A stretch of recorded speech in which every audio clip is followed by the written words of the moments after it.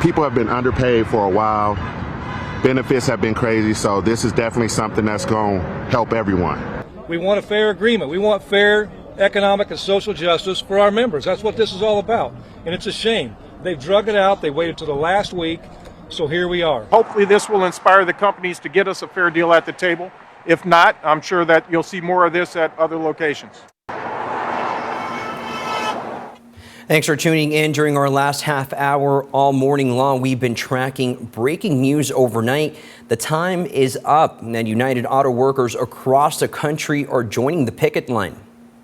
For the first time in our history, we will strike all three of the big three at once. And if we need to go all out, we will. Everything is on the table. You just heard there from the UAW president with the call to action announced on Facebook last night.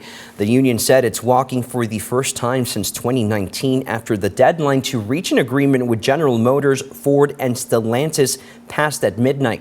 Only one plant at each of the big three are on strike this morning, as you can see here on your screen there.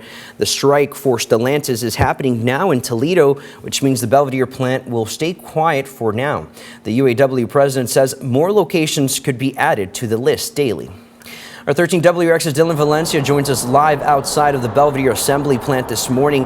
Dylan, we know that some union workers for Stellantis will join that picket line in Toledo.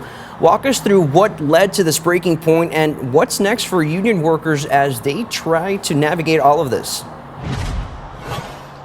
Manny, well, we've been tracking overnight a big response from UAW with hundreds lining up in states like Michigan, Missouri, and Ohio, with our local UAW president here in Belvidere also on his way to Toledo to line up at the picket lines. Now, although it is relatively quiet here back home at the Belvidere assembly plant, workers here know the pain all too well of wanting higher pay and more protections. We're all expected to sit back and take the scraps and live paycheck to paycheck and scrape to get by. We're second-class citizens. And, the sad reality is, when corporations fail, we pay the price. Our workers pay the price. We made all the sacrifice in the economic, in the Great Recession. And, the sad reality is they've had a decade of record profits. When they're profitable, it's all theirs. They want to keep it all.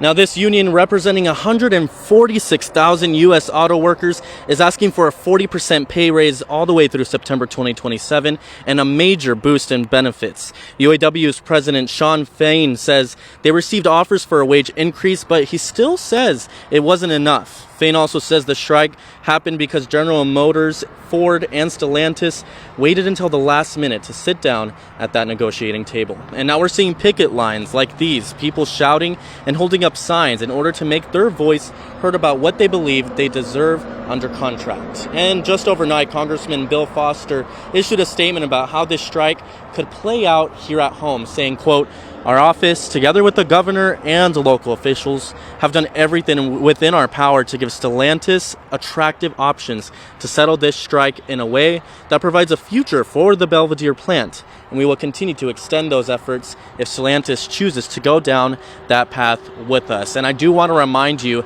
that at this time, the future of the Belvidere assembly plant where I'm at is still unknown, but we will continue to keep you updated with these strikes in the future on our website and on air and online. For now, in Belvidere, I'm Dylan Valencia with 13 WREX.